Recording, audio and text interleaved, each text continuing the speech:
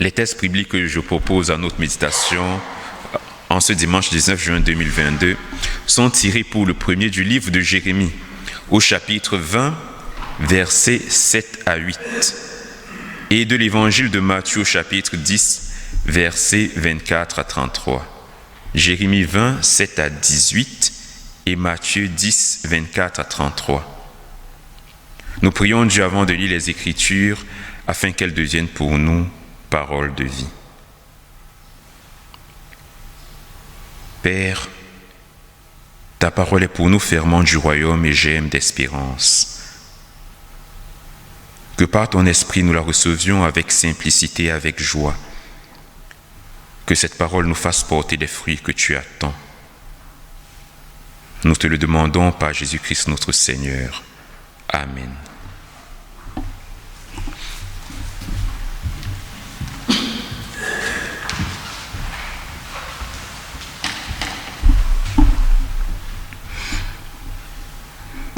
Alors nous lirons la première lecture qui est tirée du livre de Jérémie, donc au chapitre 20, des versets 10 à 13.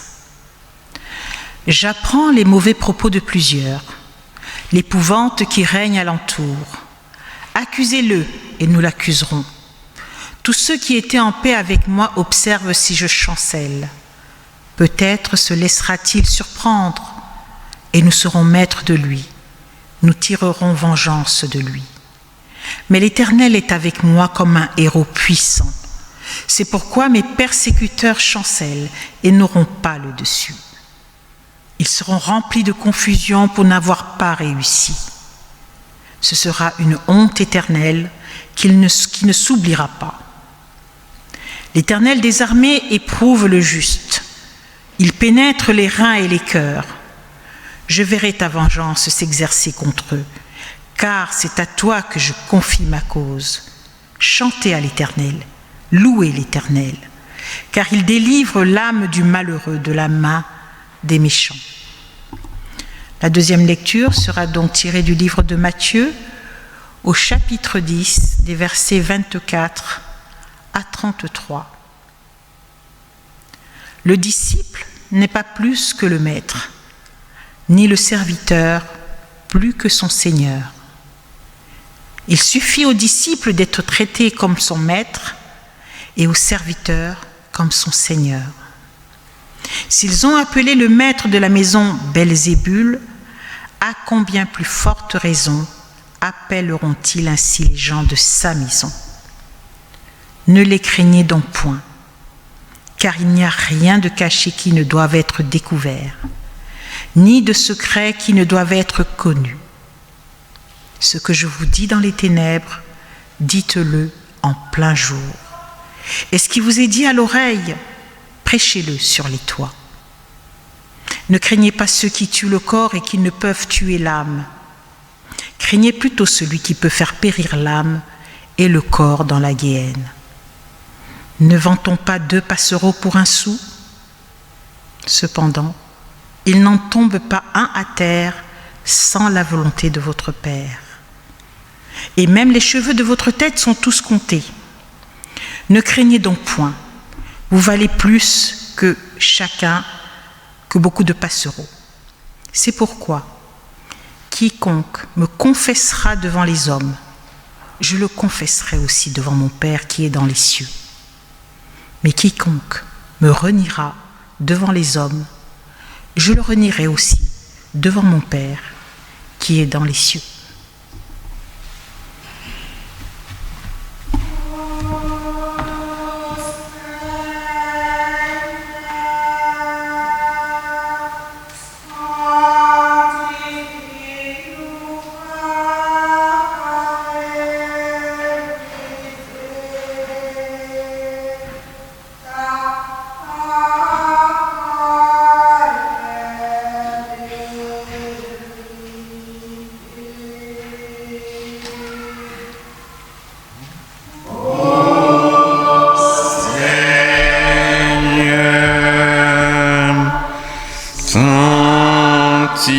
Sanctifie-nous par ta vérité.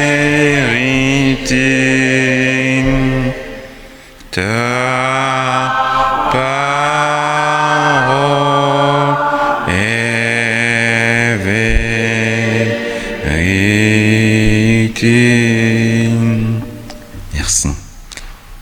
Mes chers amis, le livre de Jérémie que nous venons de lire, le texte que nous venons de lire, s'intitule dans la version Louis II « Confession de Jérémie ».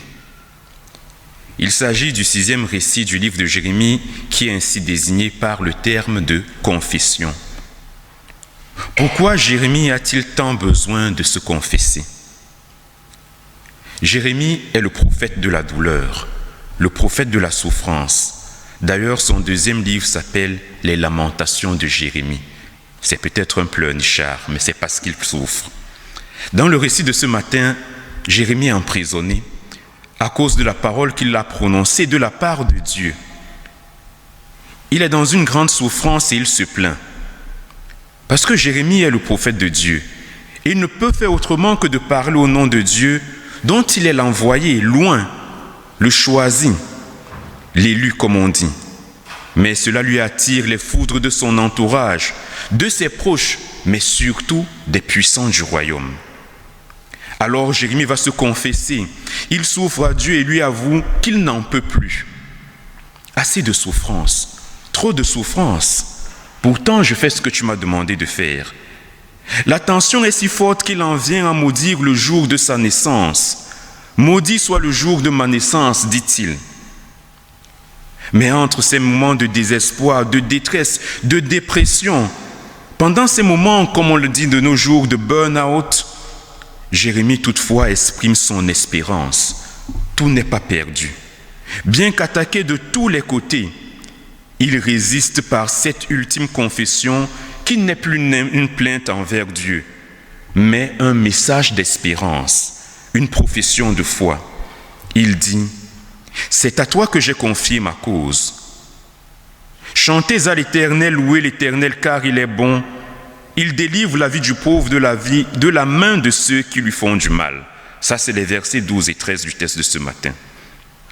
Versets clés qui lui permettront de poursuivre son ministère malgré la souffrance, malgré toutes les oppositions.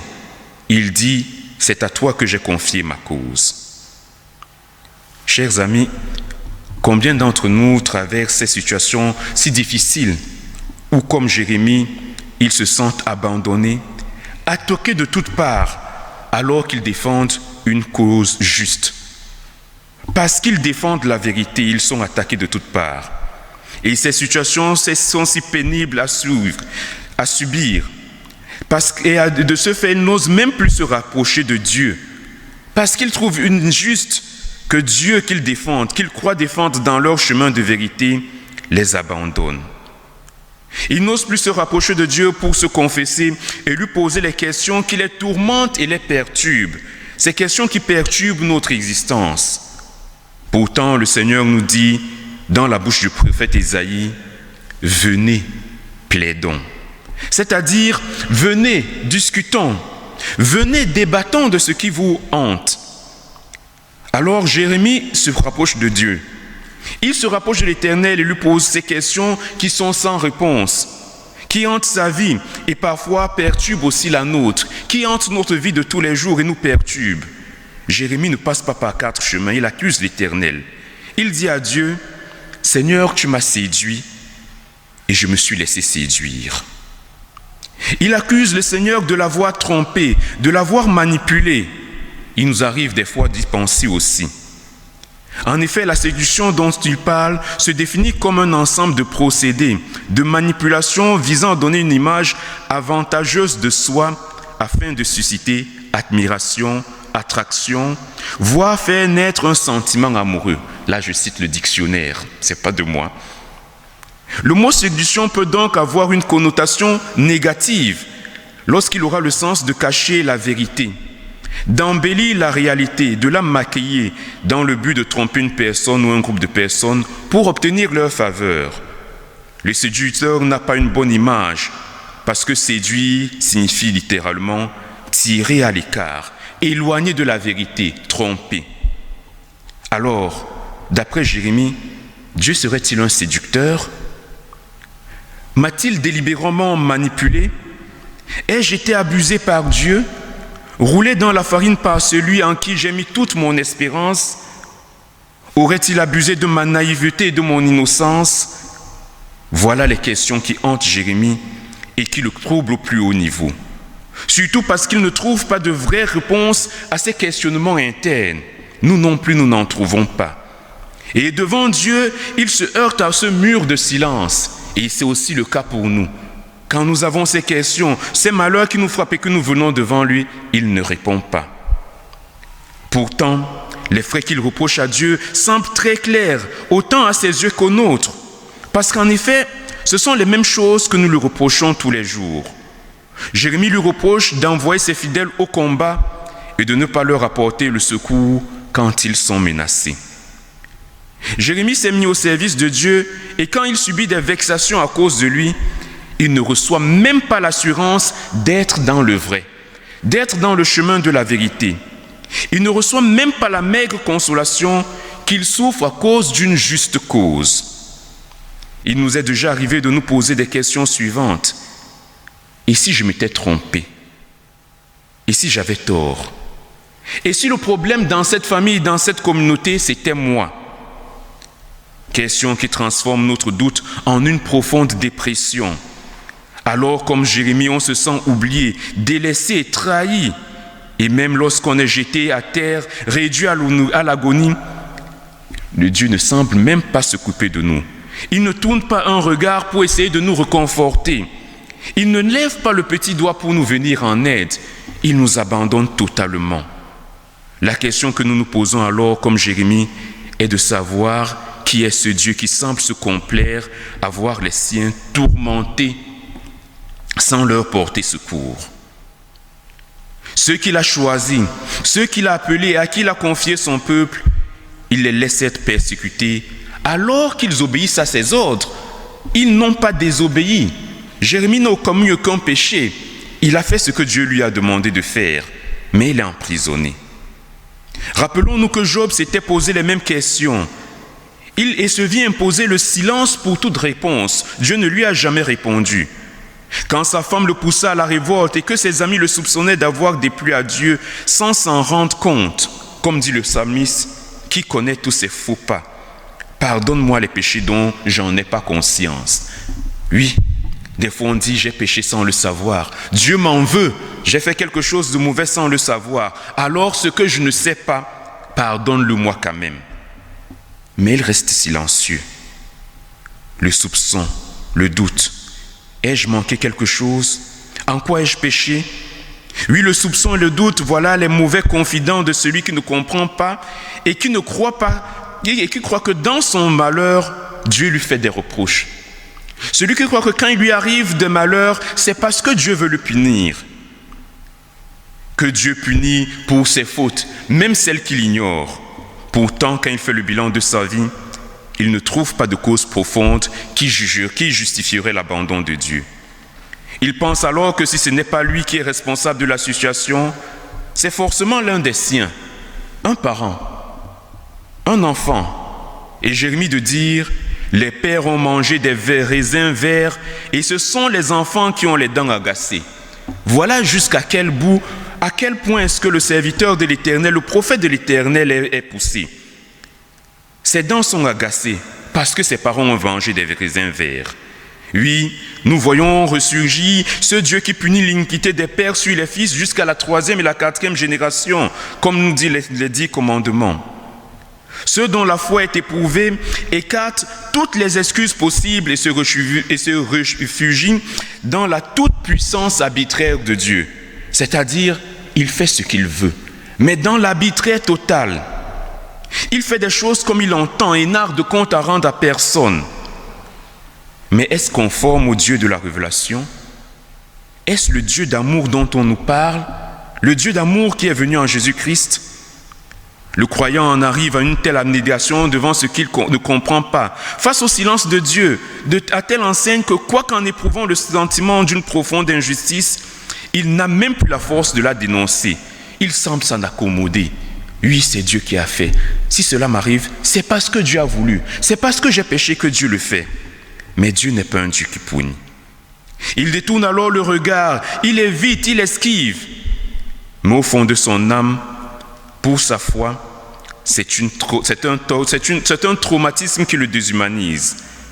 Lorsqu'on donne l'impression de subir avec sérénité, d'accepter avec stoïcisme cette toute-puissance arbitraire de Dieu, en réalité, on est en train de mourir en nous. De façon insidieuse, Dieu disparaît en nous.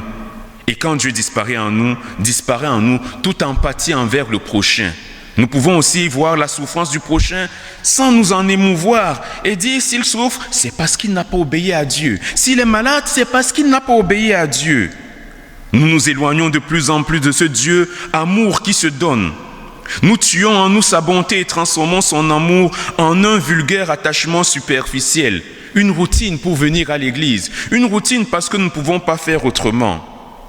Si nous en sommes parvenus là, il serait plus noble et plus digne de notre part de nous révolter contre Dieu plutôt que de nous réfugier dans une résignation aimante, une caricature de l'amour. Je t'aime malgré que tu ne fasses rien pour moi. Parce que la vie de notre prochain doit avoir du prix à nos yeux. Parce que notre vie a du prix au Dieu de Dieu. Il ne peut pas nous laisser mourir ainsi.